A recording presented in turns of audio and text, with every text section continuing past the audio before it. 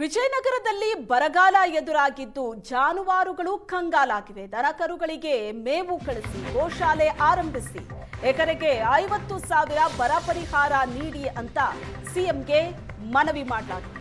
ಎಕರೆಗೆ 50,000 ಬರ ಪರಿಹಾರ ಕೊಡಬೇಕು ಅಂತ ಒತ್ತಾಯಿಸಿದ್ದಾರೆ. ವಿಜಯನಗರ ಜಿಲ್ಲೆಯಲ್ಲಿ ಈಗಾಗಲೇ ಮುಂಗಾರು ಕೈಕೊಟ್ಟಿದೆ.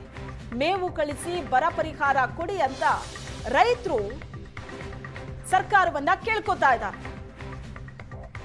ಒಂದ್ ಕಡೆ ಕೃಷಿ ಚಟುವಟಿಕೆಗಳು ಆಗ್ತಾ ಇಲ್ಲ, ಮತ್ತೊಂದು ಕಡೆ ಜಾನುವಾರುಗಳಿಗೂ ಕೂಡ ಸಂಕಷ್ಟ ಎದುರಾಗಿದೆ. ಹಾಗಾಗಿ ವಿಜಯನಗರದಲ್ಲಿ ಅಲ್ಲಿನ ರೈತರು ಸರ್ಕಾರಕ್ಕೆ ಆಗ್ರಹಿಸಿದ್ದಾರೆ.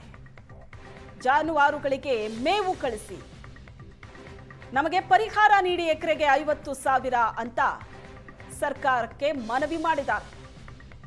ವಿಜಯನಗರ ಜಿಲ್ಲೆಯಲ್ಲಿ ಮುಂಗಾರು ಕೈಕೊಟ್ಟಿದ್ದು ರೈತರು ಕಂಗಾಲಾಗಿದ್ದಾರೆ.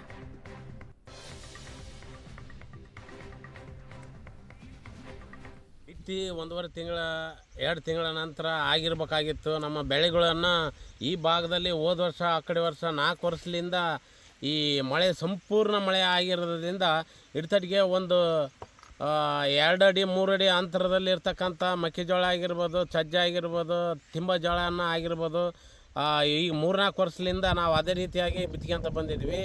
ಈ ವರ್ಷ ಮಳೆ ತಡವಾಗಿರೋದ್ರಿಂದ ನಮಗೆ ಮಳೆ ಕೂಡ ಬರ್ತೈತಿ ಇಲ್ಲ ಅನ್ನೋದು ಕೂಡ ನಮಗೆ ರೈತರು ಚಿಂತನೆಯಾಗಿ ಒಳಗಾಗಿದ್ದೀವಿ.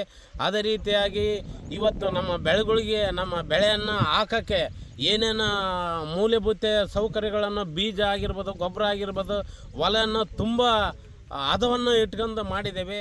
ಹಂಗಾಗಿ ಇವತ್ತಿನ ಇನ್ನೊಂದು ವಾರ 10 ದಿವಸದಲ್ಲಿ ಏನಾದರೂ ಮಳೆ ಆಗಿಲ್ಲಪ್ಪ ಅಂದರೆ ಮುಂದೆ ಎಷ್ಟೋ ಮಳೆ ಆದರೂ ಕೂಡ ಇವತ್ತು ನಮ್ಮ ಡ್ರೈ ಲ್ಯಾಂಡ್ ಭೂಮಿಗೆ ಇರ್ತಕ್ಕಂಥ ಭೂಮಿಗಳ ಬಿತ್ತಕ್ಕೆ ಆಗೋದಿಲ್ಲ ಅಂತ ಹೇಳಕ್ಕೆ ಈ ಸಂದರ್ಭದಲ್ಲಿ ಹೇಳ್ತಾ ಇದ್ದೀವಿ. ಹಂಗಾಗಿಯೇ ನಮಗೆ ಒಂದು ಬೆಳೆಯನ್ನು 4 ತಿಂಗಳು ಆಗುತ್ತೆ. ಈಗಾಗಲೇ 2 ತಿಂಗಳನ್ನು ಮಳೆಗಾಲ ಹೋಗಿದೆ. ಇನ್ನು 2 ತಿಂಗಳಲ್ಲಿ ನಮ್ಮ ಹಾಕಿದ್ರು ಕೂಡ ಬೆಳೆ ಬರಲ್ಲ. ಈಗ ಇನ್ನು ಒಂದು ವಾರ 10 ದಿವಸ ಒಳಗಡೆ ಏನಾದರೂ ಬಂದರೆ ಸಜ್ಜೆ ನವಣೆಯನ್ನು ಬೆಳೆ ಚಾನ್ಸಸ್ ಇದೆ. ಇನ್ನು ವಾರ 10 ದಿವಸ ಆದ ನಂತರ ಮಳೆ ಬರಲಿಲ್ಲ ಅಂದರೆ ಸಜ್ಜೆ ನವಣೆ ಕೂಡ ಬರಲಾರ್ದಂಥ ಪರಿಸ್ಥಿತಿ ಬರ್ತೈತೆ. ಇಲ್ಲಿರ್ತಕ್ಕಂಥ ಇಡೀ ಕರ್ನಾಟಕ ರಾಜ್ಯಾದ್ಯಂತ ನಮ್ಮ ವಿಜಯನಗರ ಕ್ಷೇತ್ರದಲ್ಲಿ ಇವತ್ತು ಡಿ.ಕೆ. ಶಿವಕುಮಾರ್ ಅವರು ಡ್ರೈ ಲ್ಯಾಂಡ್ ಇರ್ತಕ್ಕಂಥ ಹೊಲಗಳಿಗೆ ಎಕರೆಗೆ 50,000 ರೂಪಾಯಿ ಬರಗಾಲ ಘೋಷಣೆ ಮಾಡ್ಬೇಕಂತೇಳಿ ಈ ಸಂದರ್ಭ ಮೂಲಕ ಹೇಳಕ್ಕೆ ಇಷ್ಟಪಡ್ತೇವೆ.